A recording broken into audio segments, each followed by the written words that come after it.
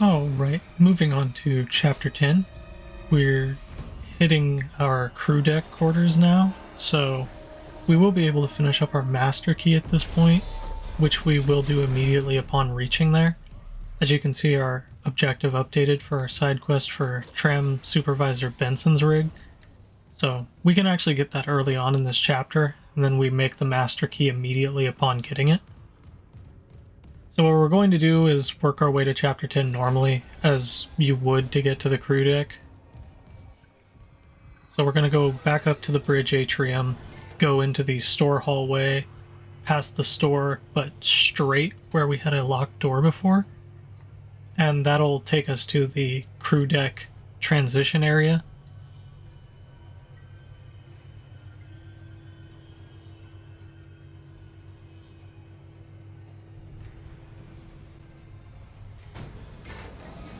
And so we're making our way to the crew deck. As always, be careful in this hallway, you can be attacked. And the same goes for the next hallway which we're going to go into. There I put my large med pack schematic that I got from the Valor into the store. And as you can see, we're sitting pretty good for ammo. I sell all the pulse rifle ammo that I got from the Valor, move any extra ammo that I have over to storage. We don't really need it currently. We will later, but not at the moment. And here, like I said, you can be attacked here. It really depends on what the director wants, because at this point I hadn't really been attacked in this room very frequently. It had happened, but not all that often. But the divider body parts, if you have the prototype stasis unit, which you should, they go down in one stasis hit, so as long as you hit them with it, they just go down. So we're going to go down and get Tram Master, or Tram Supervisor Benson's rig here. We would currently just go to the left if we were going ahead, but we will get attacked by two necromorphs that are scripted to come out whenever we start heading down this way. But you can barely miss the rig on the ground. It's really bright, so we go down and we're going to grab that and then head back to create the master key.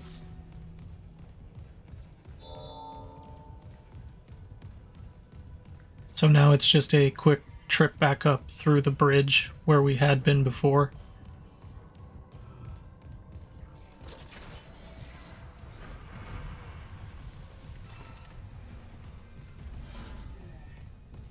But we got to go to the captain's nest, to the console on the right, where you first talk to Hammond on the bridge. So then we can craft our master key and go. The master key is really good in certain cases, where in Chapter 12 it gives us 3 power nodes, it gives us a lot of our weapon upgrades that are locked in crates, and it can also open certain doors, but I don't use it for all of its intended purposes, as they're so far off the path that I don't want to go out of my way to grab the stuff. There are a few doors that aren't too far away, like in mining, there's one door that is really close to the tram station that you could grab if need be, but I just don't, as I don't feel the need to. And there is a door on the bridge section here that we can grab as well, because it's just an elevator ride down and then going to the door. Or an elevator ride up and then going to the door.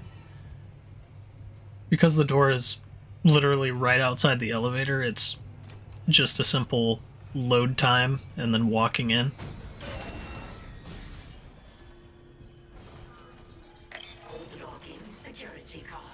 But that gives us a power node and other assorted goodies that we can grab. Technically 2 power nodes with that pulse rifle upgrade.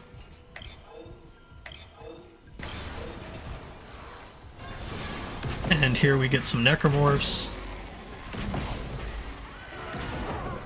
This isn't a scripted event, it's just, it happens because the director didn't like me. So I just set a firewall in the door to hold off that one spitter out there, and then get rid of the other one while I'm dealing with these two. And it still goes down due to the firewall dealing damage to it. But yeah, that's not scripted, it's just, it can happen. So you have to be mindful of that. I hadn't actually anticipated getting attacked there, but we just did, so we had to adjust slightly for it. But still, coming out with 2 extra power nodes is definitely worth it for dealing with 3 necromorphs. So now, since I have that upgrade sitting in my inventory, I'm definitely going to want to get rid of it as quickly as possible, because it replaces it with the power node instead of dealing with a upgrade sitting in your inventory taking up a slot. But since our plasma cutter is fully decked out, we can start working our way to our flamethrower upgrades, since it's our second most used weapon. The flamethrower and the force gun are kind of interchangeable on what you want to upgrade. I just find that the force gun's base level is so good that it doesn't really need to be upgraded, as it can basically just deal its intended purpose at all points anyways. The one thing I would upgrade on the force gun is the capacity over damage, really, because the more shots that you have, the more you can CC a room. Its damage isn't really all that important, it's more of the utility. Meanwhile, the flamethrower, you can upgrade the damage and it will deal a lot more whenever it sticks to enemies or you set down firewalls.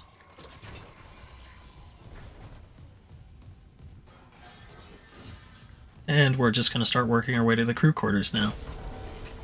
Since we have our master key, we no longer have to worry about picking up rigs, and we can just open up any door at this point that's a security door.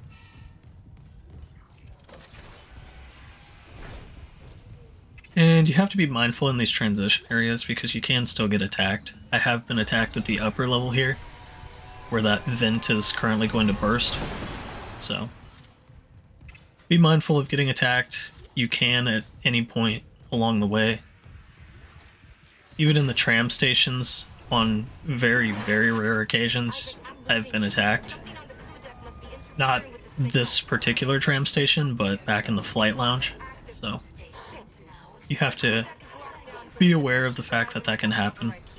The last location I have for her is the gym. How long will it take to install the singularity core on that shuttle? Not long, if no one tries to stop me. Hurry. We can't leave the marker in their hands. But we're going to work our way into the crew deck. There's a shitload of dead people, of course. You can spend the time to knock off all their heads, because we will be back in this room and that will be relevant. I just opt not to, because the prototype stasis will absolutely destroy anything that comes along. Oh, never mind. I misremembered. I actually do opt to get rid of the heads of these people. But since we have prototype stasis, it's not really completely necessary. I was just going for the safest route possible here, and getting rid of as many heads as I could. Once you pop the head off of these bodies, you don't really need to worry about them anymore, as the infector goes through the forehead for its vector of infection.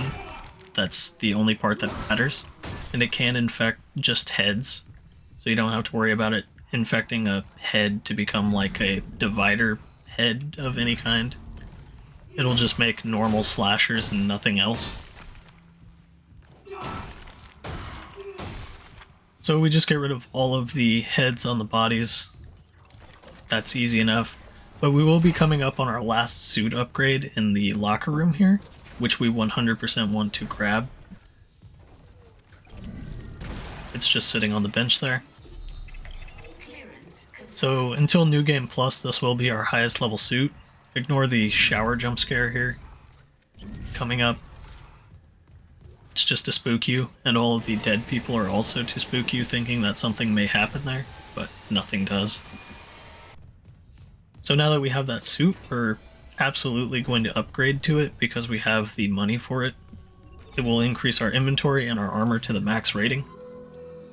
Well, not the max rating, but the max rating that we can get for a new game run. So we get 20% armor, which gives us a 20% damage reduction. So it is absolutely worth it to get this suit whenever we first grab it. And that'll also upgrade our rig graph to the max that we can get on it. And like I said, you can't get the level 6 suit until a new game, so don't worry about it. This is the highest suit we can have at the current time. Well, the current run. So now I just end up spending on some power nodes, since I don't have to worry about the suit. And if you need to sell any stockpiled ammos or stasis packs or anything like that, you can. Just because the suit is of higher priority. And we will be playing some 0G basketball, because it does give us materials to use. But we will face off against some lurkers in here as well, so as soon as you grab the battery, be prepared for them to pop out. There's 3 of them. They're nothing too big to deal with, but whenever they split up, they can be a little bit of a pain, because they can be hard to track already. But whenever you have to worry about them coming from 3 ways, then it can get even worse. The biggest mistake you can do is just staying in one place, since they're going to be coming from all different ways. You have to worry about their shots, but as long as you move in a kind of erratic pattern, you can dodge most of them. And we do make sure to get their items. But I just put the battery next to the door for having it out of the way while we do the basketball. It's nothing too hard to do this. Basically just shoot it into the hoops. If you see a glowing one, go for that. But if you can't get the glowing one because it's covered with a panel, don't worry about it and just go for a different one.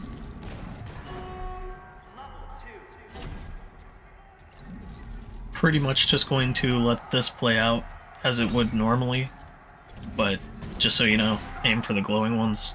If you can't hit it, then aim for a regular one. That's about it.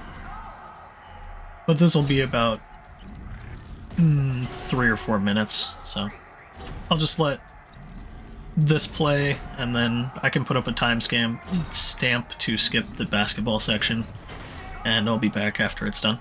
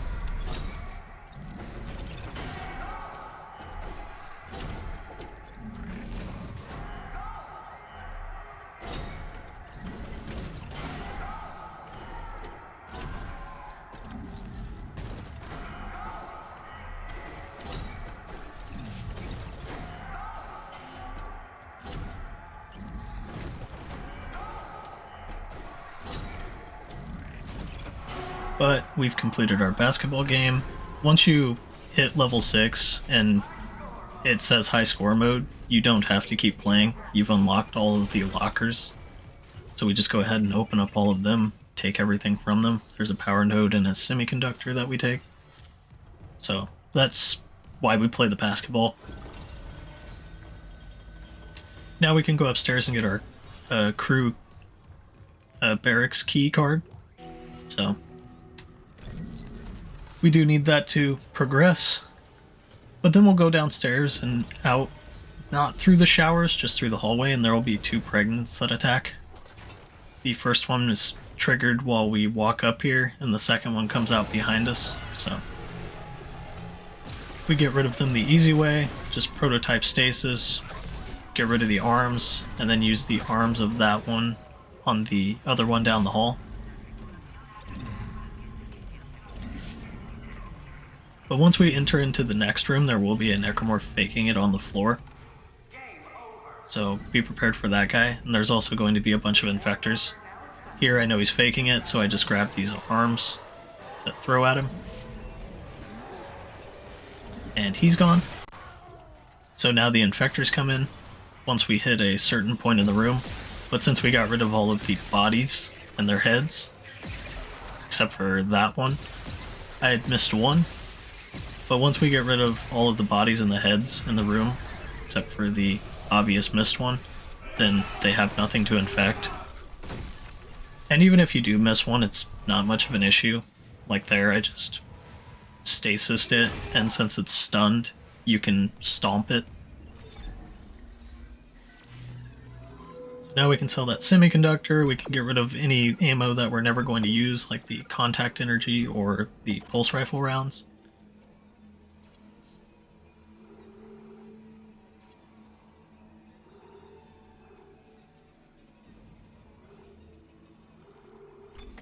I do hope to buy some more plasma cutter.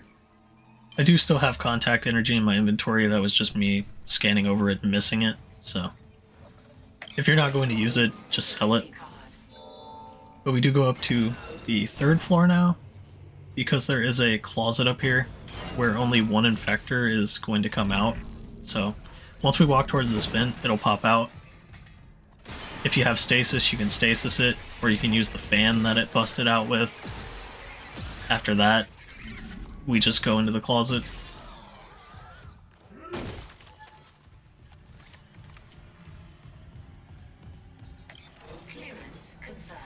So we'll just clear out this place. There's a few things laying on the floor and a few cabinets.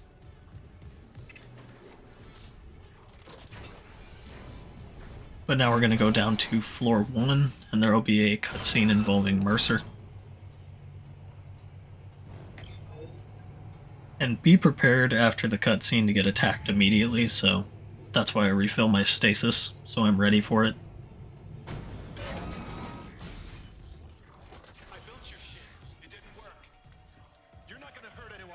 And if nobody's aware, this is Jacob Temple, Elizabeth Cross's significant other, who is basically Isaac before Isaac arrives on the ship. Denied convergence thanks to this ingrate. Mercer, wait. Tell me. I want to understand. What is convergence? But you already know.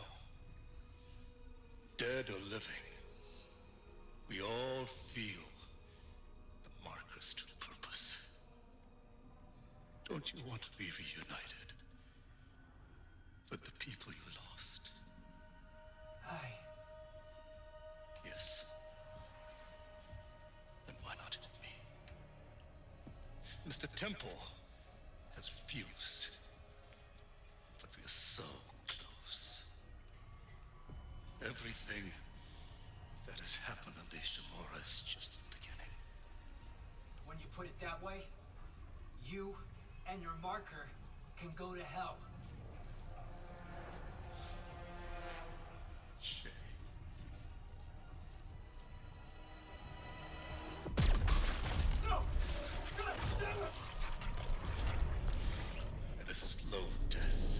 And if anybody's unaware, the reason that the Force Gun didn't just absolutely destroy Mercer in this whole cutscene was there's actually an extra log that you can find that tells that Mercer neutered the power on it, so it didn't kill him.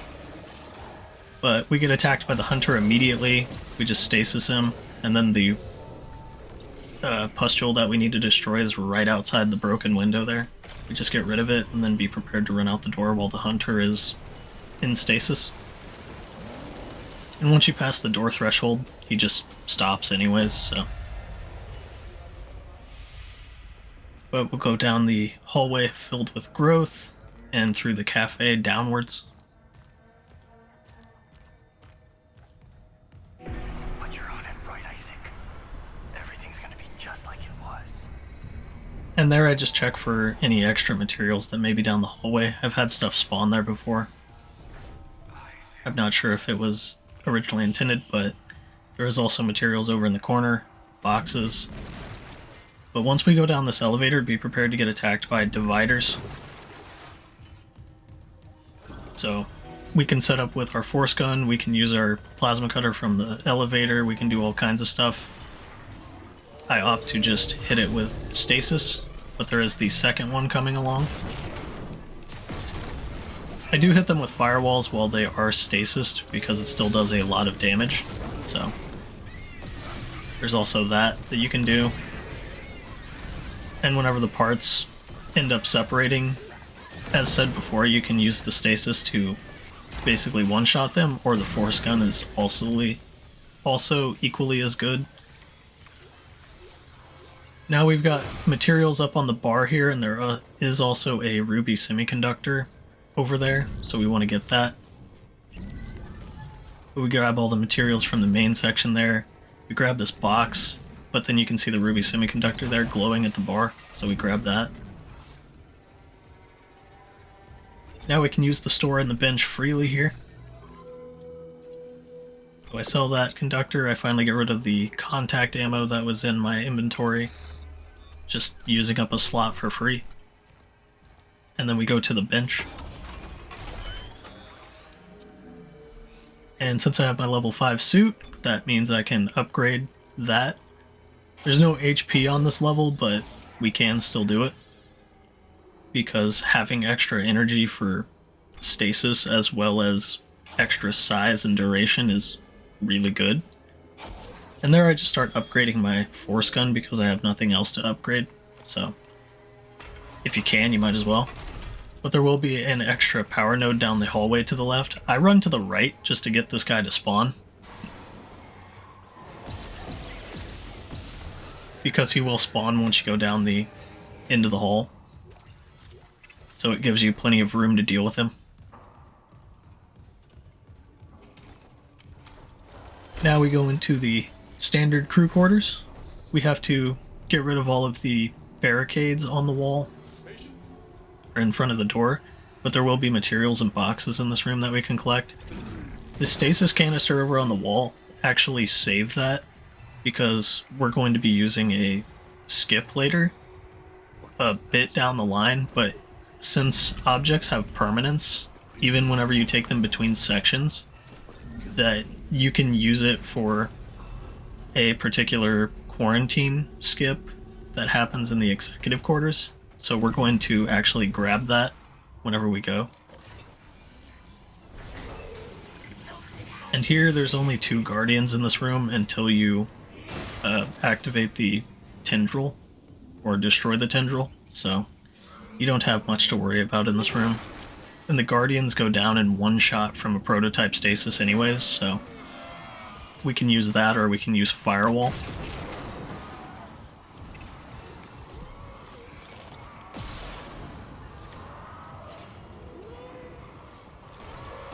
Honestly, I'd opt for the stasis instead of the firewall anyways, because the prototype stasis seems to be more consistent in one-shotting a guardian. Firewall still isn't a bad alternative, but with prototype stasis being just readily available at this point in our arsenal, we might as well use it. But here I'll actually be setting up another little skip to where we don't have to deal with the hunter. So since we have an explosive canister and a stasis canister in this room, we set up the stasis canisters in such a way that we can activate it from all the way outside in the door. So I take the stasis canister from the corner of the gas room in the corner of the storage here, and we're going to set it up to where we can use it to immediately run once we activate the tendril. That way we don't have to deal with the hunter the entire time. So we're actually going to transport this battery out once we set up the canisters. So I set up the explosive canister right next to the tendril here, and the 2 stasis canisters I set on opposite sides of the wall on the outside. Because we have prototype stasis and it does affect through walls, we can essentially activate it, or we can activate the 2 stasis canisters, which will take the properties of our prototype stasis and activate that explosive through the walls, basically allowing us to skip the entire section's fights here, which is a massive save on ammo and time. But we will take the stasis canister with us into the elevator, because I said object permanence is a thing. Even whenever we leave areas that are loaded, we'll have that stasis canister with us for a skip later. Basically, Chapter 10 is a ton of skips that we can activate to save ourselves some trouble. But here I just save for setting this up. And then we aim slightly to the right of this cabinets here, and then just hit that through the wall. And you can hear the explosions whenever you hit it right. So we basically just skipped the hunter following us there and the entire fight in the crew quarters there. So we saved a ton of time and resources. And once you exit this elevator, there will immediately be a scripted necromorph here, as well as an exploder following shortly behind, so be ready for the exploder. Unfortunately, stasis just wasn't working with me there for a bit, and then I couldn't find the arm again, so I opted to just shoot the explosive, even though I'm pretty sure he was already gone at that point. So now we just transport our stasis canister. We're going to take it up the elevator near the executive quarters with us. But first we need to go into the deluxe quarters.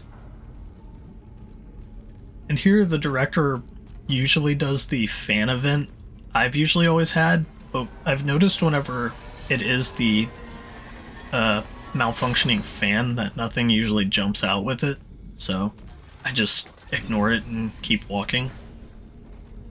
The director seems to heavily lean towards the fan, or the malfunctioning fan scare, but it doesn't usually follow up with an enemy. But here we're just going to collect all the resources that we left in the marker room, because the hunter was chasing us and we didn't want to lose any health or anything in the meantime. And we'll collect the lockers in the corner, which require the master key for the middle one, but we have it. But we're also going to take this explosive canister up at the same time, and it will always spawn in that corner, along with the stasis canister that we got in the lower floor, so we're going to take those along with us. And you don't have to worry about any of these deloading, so you can just leave them in the middle room, and they'll stay.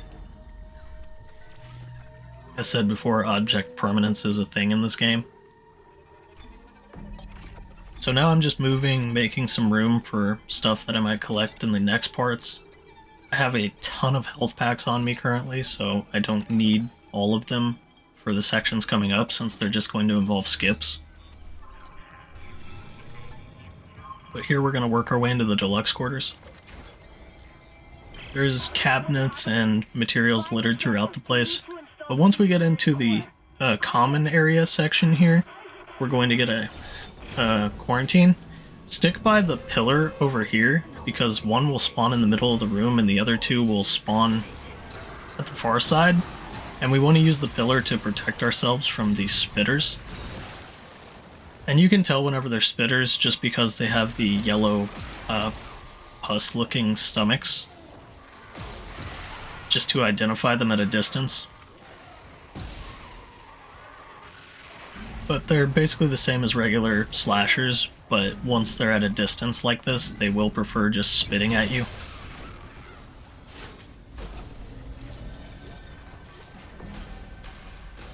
So now we're actually going to go into the deluxe quarters. Here I rip a spike off of the wall and use it for the enemy that's going to pop out of this vent. And there are spikes all over the place in here, so you have very effective weapons for anything that tries to pop out at you. But first I go into this room. I take a spike in with me because I know there's going to be a scripted lever that pops out after this lady sends herself to the farm. So now we're going to be on the lookout for the lurker that pops out.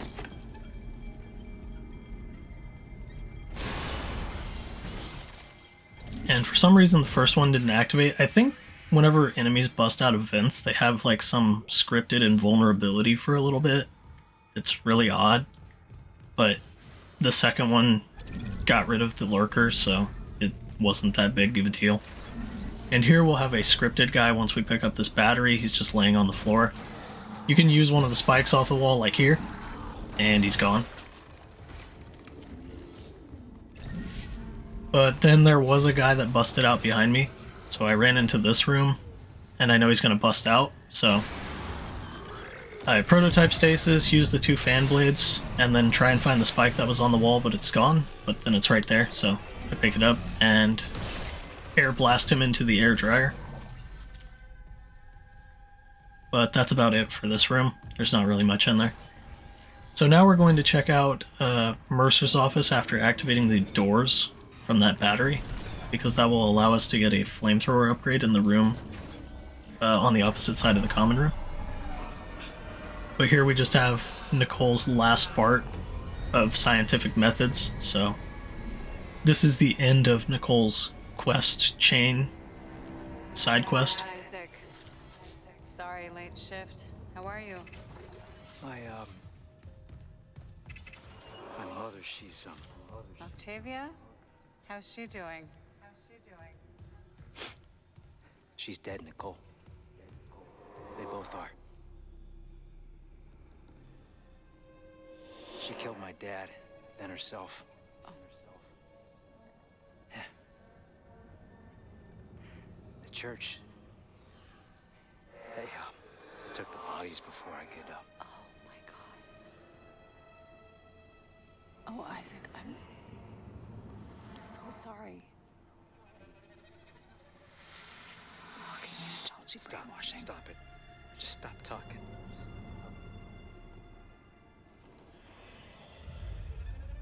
You said she was herself again. You said she would be better at home. I trusted you. God. You might as well have killed him yourself. She was better. You told me to leave for the Ishimura. You pushed me to... You know what? Go to hell, Isaac. Nicole. Nicole! Nicole! I didn't... Oh, God. No. Not her, too.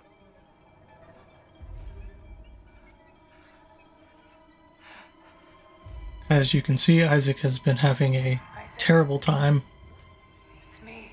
If you don't know the backstory involving Isaac and his mother at this point, and why Isaac absolutely despises unitology, his mom was actually a unitologist and ended up costing him a lot in his life because of the fact that she was a unitologist.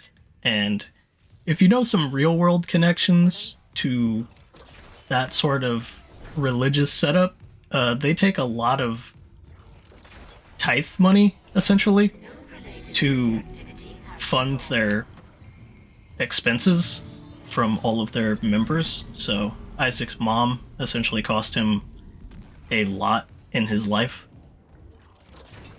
And it also cost him his girlfriend because his mom died. But in here we just have a little bit of fun. There's a really morbid bowling alley, but also a semiconductor that we grab in this room. But after that, we take this stasis canister that we found in the hallway, because we will be using it for the skip as well in the executive section.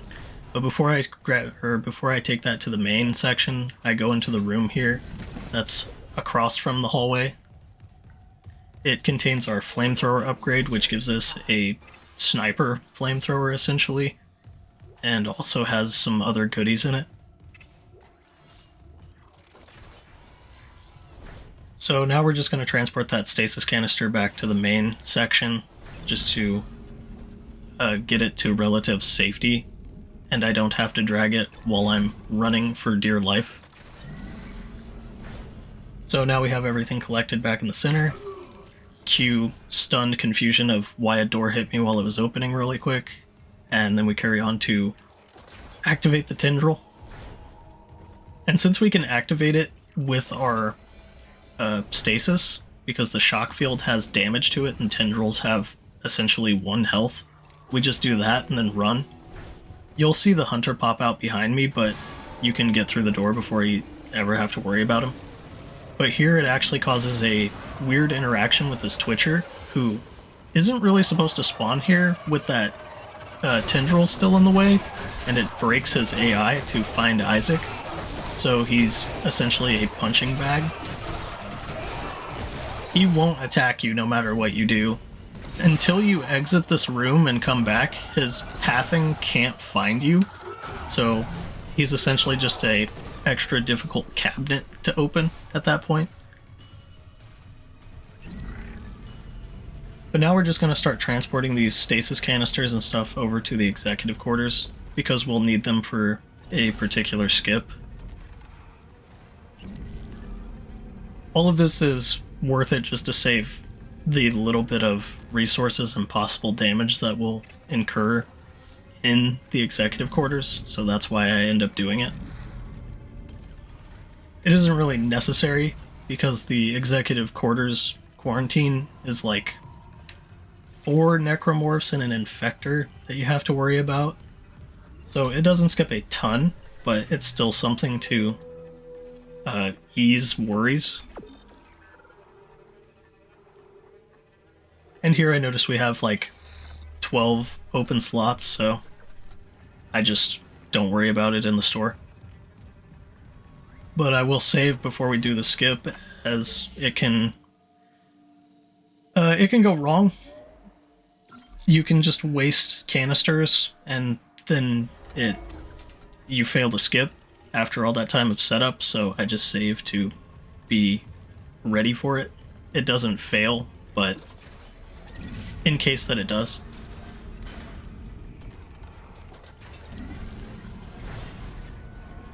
And I apologize for the frame dropping in this section. I don't know why in particular that the executive office of all places, for some reason the frames just go out the window, but it does resolve itself after the executive quarters. For some reason in particular, it's just this section that drops frames. But there behind the portrait at the end of the hall, you can see that there was a gold semiconductor, so I'd recommend grabbing that while we're doing all of this.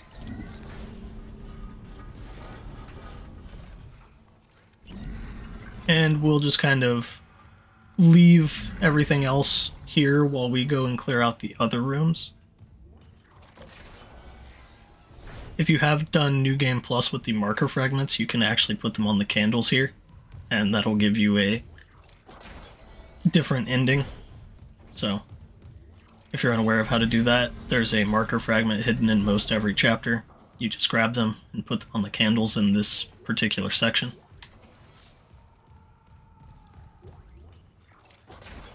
If you're unaware of what the location is, it's Captain Matthias's quarters, his room. But here we're actually going to have a scripted swarm attack from this toilet, so I just preemptively put down a firewall and then trigger them, and they immediately expire upon spawning. So we let the flames go out, then we'll loot the rest of the room. And also grab the executive quarters keycard here, which will let us into the room on the far left here. And there will be a necromorph that is laying on the floor, faking it. So we get rid of him. easy enough. And then we destroy the fuse hidden behind, well, hidden, air quotes, behind that chair. And also open up this chest that has another semiconductor with our master key.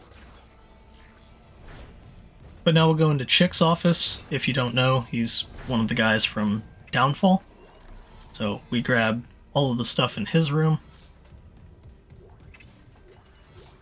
And then there's the hidden code on the wall for the red circle in Chapter 4. Anytime you see the scratches and the stomps, it's punch and a kick. So, if you want to put that in the red circle in Chapter 4, you can.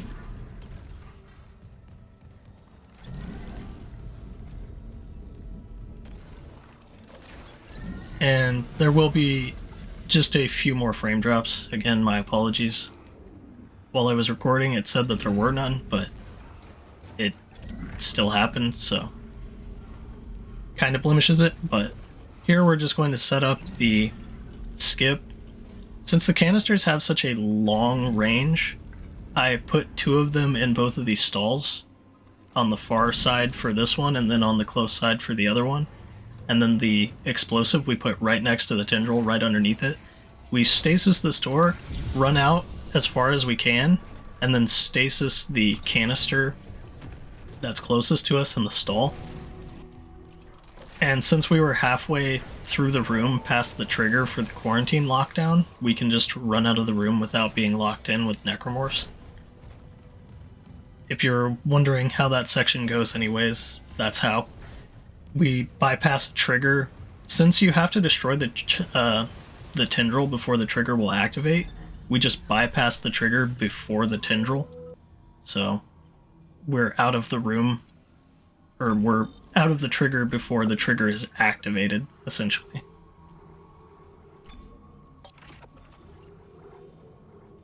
And just doing a little bit of management. I like to save here before Kine, because I have had it crash right after talking to Kine and lost like 2 hours of time. So anytime in particular that you're in a section or have access to a save, you might as well just do it, because you never know whenever the game could crash. I've had it crash on elevators when I'm switching weapons. I've had it crash whenever I'm talking to Kine. I've had it crash another time whenever I use the firewall on one occasion. So it really just depends, but save often and all the time. Because if you do crash, then it doesn't lose you hours, it loses you minutes. But now we're going to talk to Dr. Kine, who is certifiable, but also a decent guy. If you're real, let me in. I need to destroy that cluster behind you. Not yet. Escape on that shuttle and you'll kill us all. When they took the marker from Aegis 7, it woke the being in the core of the planet. I will say, Kine, the remade Kine, kind of looks like a Instagram model. So I don't really know about his new look, but he is still a decent dude. Mercer calls it the hive mind, a nexus organism which controls these necromorphs telepathically. I will say that I did prefer his old voice, though. While the hive mind is active, I will butcher his last name if I try and say it, but his first name is Keith, so humanity is finished. Keith S. We'll just go with that. He was a really good voice for Kine. She told me it would return the beast to its slumber. Okay, so if we return the marker to Aegis 7, it'll stop the outbreak? Exactly. But we need the shuttle to return it to the planet. You have a singularity core, and I can let you through. So what do you say? If it'll end this for good, deal. Excellent. I can distract Mercer, but not for long. And get the marker to the shuttle bay quickly.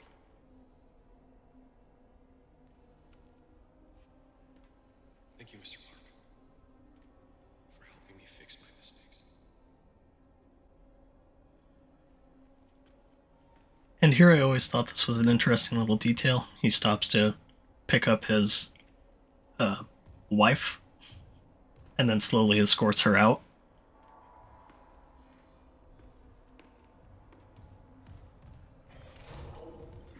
But the tendrils, as I said before, have absolutely no health, so you can take any item in this room and just throw it at it, and it destroys it. So I opt to give it a cup of coffee. But now there's a workbench and a cabinet around here. So we grab the stuff in the cabinet and then throw all of our stuff into the workbench to give us nodes. So since I got that sniper flamethrower, I'm opting to go that route, since I'm pretty sure damn near triples, if not more, the length of the flamethrower's flames. So it is definitely worth it. Instead of being right up in the face of a necromorph, you're 30 plus feet away hitting it with flamethrower instead. But now, be prepared for a rumble downstairs, so if you need any health or ammo, just get it at the store. But particularly for this fight, I like to stick close to the right side of the marker here. We deal with this guy that comes out of the vent first, because he's always scripted to come out there. But now we basically just stick close to the marker, and everything will come from in front of us at this point. So we have our firewall, we have our gravity well, we have everything else to deal with everything here. There's going to be leapers, there's going to be exploders, but if you don't know, that red glow that comes off the marker on enemies here is actually a slowing effect, and it does stack with your stasis. So if you stick close to the marker, you actually have the benefit of enemies being slowed down from it. There's a log in the game that tells you that there's a Dead Space, or there's not even a log, it's just chapter 12 when Nicole starts talking to you. There's a interaction with her where she tells you that there's a dead space in the zone of the marker where they can't stay near it for long. Whenever she says that, it means that it slows the enemies that get near it. It doesn't mean they just like instantly burst into flames, but it means that they don't operate as well around the marker. So anytime that you have the marker around, if you need a little bit more time with enemies, you can stand near it. It'll blur your vision slightly, but it will also affect your enemies and make them slower. So it is a double-edged sword in that respect. But now we're just going to go around clearing all of these boxes, grabbing everything from them. And yes, I know I missed that one in the corner back there, but you live and you learn. So we're going to grab every box that we can, and every box that past me missed. And here I got a little too jumpy. We need to install the singularity core into the shuttle first, so gotta go do that. Grab this box on our way in, and put the singularity core in. Now we can go into the testing shuttle lounge. But we're gonna grab whatever's in this locker, and then these two boxes, and then test fire the shuttle. Be prepared for a big fight, because the hunter is going to bust out behind you. Honestly, I would probably opt to just stasis him instead. Since we have the prototype, we can just stasis him and then run out. But everything else, because we have a stasis recharge on the wall here, just go crazy with it. As well as watch out for twitchers in particular. As I said, they're not as affected by the stasis on the wall. So you can actually just sit next to that stasis refill and keep using it, which is what I should have opted to do, because it would have been the less risky maneuver. And here I actually messed up. I shouldn't have used the firewall there, because the hunter doesn't care about the firewall. There are particular enemies that just do not care about firewall, which are armored necromorphs and the hunter. Most everything else is stunned by it. And the Twitcher, you can see, he took the stun from the shock, but didn't care afterwards. He was still fast. But since we have the prototype unit, we can stop the hunter in place, and he'll sit there for a good little bit, and we'll run closer to the flight lounge and then hit him again, and then just push the button. I overcomplicated that section far more than it needed to be. All you need to do is just stun him in place of the shuttle. Until he comes out of that room, just sit next to the stasis recharge and keep spamming it, because it will help with enemies. Also, there is a dialogue change if you finish the premeditated malpractice section. He'll say a line about Harris finally being free instead of "die you son of a bitch." So, if I had picked up the log in chapter 8 whenever I got the prototype stasis, his line would have been different there. And Mercer gets the ungraceful death that he deserves. Honestly, I kind of prefer it whenever asshole villains just die unceremoniously. He kind of deserved it. So we know the usual drill with the drag tentacle at this point. We're going to have to be prepared. Just before you leave the flight lounge section, make sure that your plasma cutter is refilled, and then here just start unloading. Since we have 23 shots and it takes about 7 or 8 to get rid of the tentacle, we can just absolutely unload everything that we have into it. And here I actually missed some boxes whenever I first went through this room, so I grabbed those. Mr. Clark, come in. Fuck this ship. You're alive. Altman beat me. Fuck Altman too. Best line. I'm here. But that will be the end of chapter 10 as far as action goes. This is just cutscenes at this point. Pilot the shuttle to So, I'm going after the marker. all in all, I wasn't too happy with the hunter section, but if you just stick near the stasis part, you'll be fine. As for using the skips, I would recommend them, but if you want to do them normally, it's not that much of an issue. I'm heading to cargo. But now we're just going to get on the tram and head our way to the cargo bay for probably the biggest fight in the game. When I get the marker, So, we're all until gonna next time, leave here. have a good one, and let me know what you guys think.